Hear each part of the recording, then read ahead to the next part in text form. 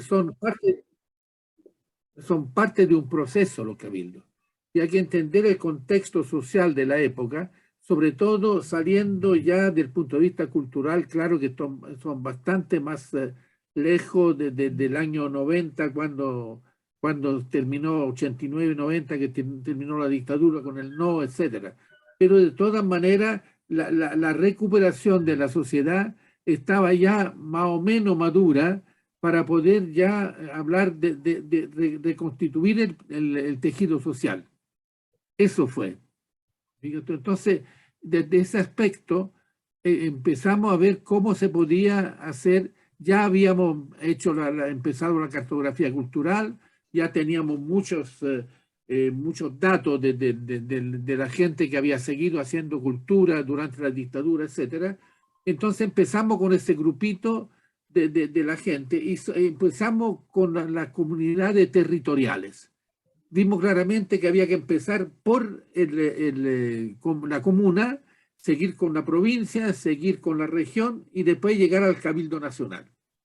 Entonces, todo del 98, 99, fueron cabildos, digamos, empezaron en el cabildo locales de la comuna, siguieron con el asunto de la región y terminamos ya armando el primer Cabildo Nacional.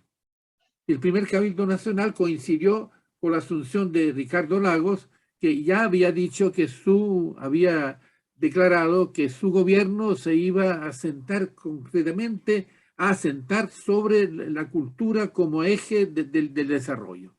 Entonces fue estupendo, por eso fue cabildos culturales. Y entonces fue no solamente con los dedicados profesionalmente al arte, a la cultura, etcétera, sino que también los cultores, incluyendo toda la gente que hacía artesanía, que estaba preocupada, los que hacían consciente o inconscientemente un trabajo de gestores culturales. Entonces empezamos a ver cómo se organizaba todo esto y empezamos ya realmente a entender que esto era algo que trascendía la comuna, pero al mismo tiempo tenía que seguir afincado siempre en la comuna como raíz de los cabildos. Porque eso además empezaron los cabildos, no es ningún invento, ¿no es cierto? En la colonia, incluso los cabildos locales daban los títulos de repente a una persona que había sanado a algunas personas de la comunidad, etcétera, etcétera. Le daban, incluso están capacitados para dar títulos de médico a las personas que habían hecho a través de la práctica médica, ya habían demostrado que eran personas que sabían lo que estaban haciendo. Entonces, ahí empezamos a ver claramente y se fue armando sobre la marcha.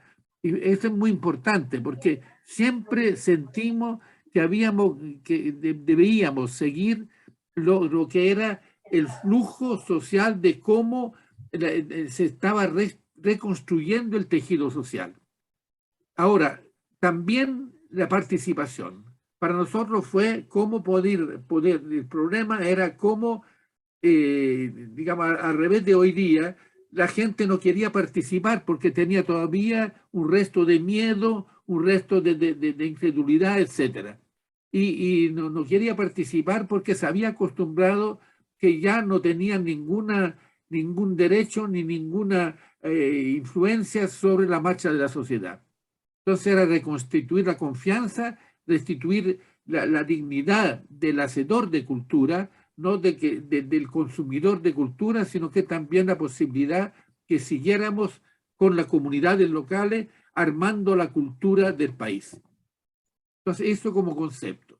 Entonces, ahí empezamos a ver cómo de a poco, ¿no es cierto?, se empezó a armar toda la metodología.